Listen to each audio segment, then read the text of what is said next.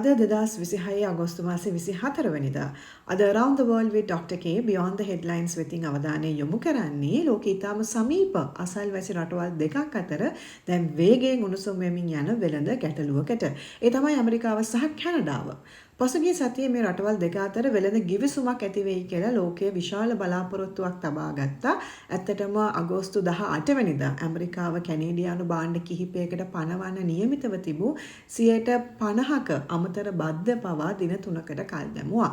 ඒ සාකච්ඡාව වලට තවත් අවස්ථාවක් ලබා දීමේ අරමුණි. නමුත් අවසානයේ කිසිම ගිවිසුමක් ඇති වුණේ නැහැ මේ රටවල් දෙක අතර. කැනේඩියානු අගමැති මාක් කානි කියන්නේ අවසන් මොහොතේ ඇමරිකාව ඉදිරිපත් කරපු කොන්දේසි කැනඩාවට සාධාරණ නොවුණු බව. ඒ නිසා කැනඩාව සාකච්ඡා වලින් ඉවත් වන්නට තීරණය කරා. ඒත් එක්කම අගෝස්තු 22 සිට ඩොලර් බිලියන 20කට ආසන්න වටිනාකමක් ඇති කැනේඩියානු භාණ්ඩ රැසකට ඇමරිකාවේ 50%ක අමතර බදු ක්‍රියාත්මක වුණා. මේ අතර කිරි ආශ්‍රිත නිෂ්පාදන, මත්පැන් වර්ග, ඉලෙක්ට්‍රොනික භාණ්ඩ, රෙදිපිලි සහ තවත් නිෂ්පාදන ගණනාවක් ඇතුළත් වුණා. ඇමරිකාව මේ තීරණය සාධාරණීකරණය කරන්නේ හැබැයි ටිකක් වෙනත් විදිහකට. ට්‍රම්ප් පලිපාලනය කියනවා කැනඩාවේ වෙළඳ ප්‍රතිපත්තිය නිසා ඇමරිකානු නිෂ්පාදකයන්ට සාධාරණ තරගයක් ලැබෙන්නේ නැහැ කියලා. විශේෂයෙන්ම කිරි නිෂ්පාදන, මෝටර් රථ සහ ඇමරිකන් මත්පැන් සම්බන්ධයෙන් කැනඩාව ඇමරිකාවට අසාධාරණ ලෙස සලකන බව තමයි වොෂින්ටනයේ චෝදනාව. හැබැයි කැනඩාවත් මෙය නිහඬව බාරගන්නේ නැහැ. මාක් කානි ප්‍රකාශ කළා තියෙනවා ඇමරිකාව පනවන බදු වලට ඩොලර් ෆෝ ඩොලර් ප්‍රතිචාරයක් ලබා දෙනවා කියලා. ඒ අනුව සැප්තැම්බර් මාසයේ 8 වෙනිදා සිට ඇමරිකානු භාණ්ඩ වලටත් කැනඩාවෙන් ඔන්න ප්‍රතිබදු පැනවීමට නියමිතයි. හැබැයි මෙතන අපි අවධානය යොමු කළ යුතු වැදගත්ම කාරණාව මේ 50% කියන තීරුබද්ධ විතරක්ම නෙවෙයි. මේ ගැටුමින් අපිට පේනවා ලෝක වෙළඳ ක්‍රමය දැන් ටිකෙන් ටික වෙනස් වෙමින් තිබෙන ආකාරය. ඇමරිකාව සහ කැනඩාව කියලා කියන්නේ සාමාන්‍ය වෙළඳ හවුල්කරුවන් දෙදෙනෙක් නෙවෙයි. 2025 වසරේ විතරක් දෙරට අතර භාණ්ඩ වෙළඳාමේ වටිනාකම ඇමරිකානු ඩොලර් බිලියන 719කට ආසන්නයි. කැනඩාවේ අපනයන වලින් 70%කටත් වඩා වැඩි ප්‍රමාණයක් ඇත්තටම යන්නේ ඇමරිකාවට. ඒ කියන්නේ මේ රටවල් දෙකේ ආර්ථිකයන් දශක ගණනාවක් තිස්සේ එකිනෙකට ඉතාම තදින් බැඳිලා තියෙනවා. දැන් ඒ ආර්ථික බැඳීමම දේශපාලන බලයක් බවට පත්වෙමින් තිබෙන ආකාරය තමයි අපි මේ දකින්නේ. මේක තමයි මේ කතාවේ තියෙන පළමු වැදගත්ම පාඩම. Economic interdependence නැත්නම් ආර්ථික අන්තර් රඳා පැවතීම හැම වෙලාවෙම සාමය ඇති කරන්නේ නැහැ. එක රටක් අනෙක් රට මත වැඩිපුර රඳා පවතිනවා නම් ඒ සම්බන්ධතාවය පීඩනයක් ඇති කරන මෙවලමක් බවට පත් කරන්නත් පුළුවන්.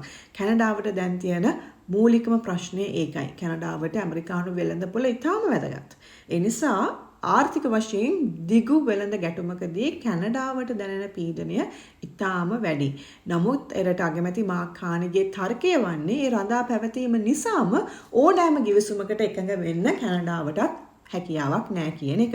දැන් ඔහු කතා කරන්නේ කැනඩාවේ වෙළඳපොළ විවිධාංගීකරණය කිරීම සම්බන්ධයෙන්. ඒ කියන්නේ එක විශාල රටක් මත පමණක් රඳා නොසිට තවත් රටවල් සමග වෙළඳ සම්බන්ධතාවයන් ශක්තිමත් කර ගැනීම ගැන තමයි කැනඩාව මේ මොහොතේදී වැඩි වශයෙන් අවධානය යොමු කරන්නේ. මේ ගැටුමේ තියෙන දෙවන වැදගත් පැත්ත තියෙන්නේ මෙන්න මෙතන. බදු කියන්නේ විදේශ රටකට දෙන දඬුවමක් විතරක් නෙවෙයි. උදාහරණයක් විදිහට ගත්තොත් කැනඩාවෙන් ඇමරිකාවට එන භාණ්ඩයකට 50%ක බද්දක් පැනවුවොත් ඒ මුදල ගෙවන්නේ කැනේඩියානු ආණ්ඩුව විතරක් නෙවෙයි. ඒ බද්ද මුලින්ම ගෙවන්නේ ඒ භාණ්ඩය ඇමරිකාවට ගෙන්වන ආනයනකරු. ඉන්පසුව ඒ වියදමේ කොටසක් මිල වැඩිවීමක් විදිහට පාරිභෝගිකයාට යන්න පුළුවන්. ඒ නිසා වෙළඳ යුද්ධයකදී ජයග්‍රාහකයෙක් හඳුනා ගැනීම අපි හිතන තරම් එතරම් සරල කාරණාවක් නෙමෙයි. කැනඩාවට අපනයන අහිමි වන්නත් පුළුවන් මේ හේතුවෙන්. ඇමරිකානු ව්‍යාපාරවලට අමුද්‍රව්‍ය සහ භාණ්ඩ මිල වැඩි වෙන්නත් පුළුවන්. කැනඩාව ඇමරිකානු භාණ්ඩවලට ප්‍රති බදු දැම්මොත් ඇමරිකානු අපනයනකරුවන්ටත් වෙළඳ පොළ අහිමි වන්නට පුළුවන්. අවසානයේ දෙපැත්තේම පාරිභෝගිකයාටත් ඒ වියදමින් කොටසක් ගෙවන්න සිදු වෙන්නට පුළුවන්. ඉතින් මේ කතාවේ යටින් බැලුවාම ඊටාම වෙනස් කතාවක් බවට පත් වෙනවා.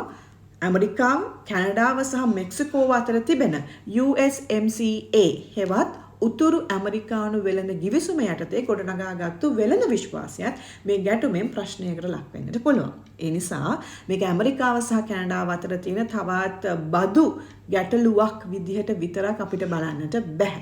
අද ලෝකයේ ආර්ථික සම්බන්ධතා, ජාතික ආරක්ෂාව සහ දේශපාලන බලය එකිනෙකට වෙන් කරන්න බැරි තරමට එකට බැඳෙමින් තිබෙන බවට මේ සිද්ධිය හොඳ උදාහරණයක් සපයනවා. ඒ වගේම ශ්‍රී ලංකාව වගේ කුඩා රටවල් වලටත් මෙතනින් ඉගෙන ගන්න වැදගත් පාඩමක් තියෙනවා. එක විශාල වෙළඳ පොළක්, එක රටක්, එක ආයෝජකයෙක් හෝ එක ආර්ථික බලවතෙක් මත අධික ලෙස රඳා පැවතීම එක පැත්තකින් පහසු වෙන්නට පුළුවන්. හැබැයි ලෝක දේශපාලනය වෙනස් වුණාම ඒ පහසුවම අවදානමක් බවට පත්වන්නට පුළුවන්. ඒ නිසා අද ලෝකයේ කුඩා රටකට තියෙන ලොකුම ආරක්ෂාව කවුරුත් එක්ක සම්බන්ධ නොවී සිටීම නෙවෙයි. බොහෝ දෙනාත් සමග සම්බන්ධතා පවත්වන අතර එක් අයෙකු මත විශාල වශයෙන් රඳා පැවතීම නොකිරීම. ඇමරිකාව සහ කැනඩාව අතර අද අපි දකින මේ ගැටුම අපිට මතක් කරන්නේ ඒ පාඩම.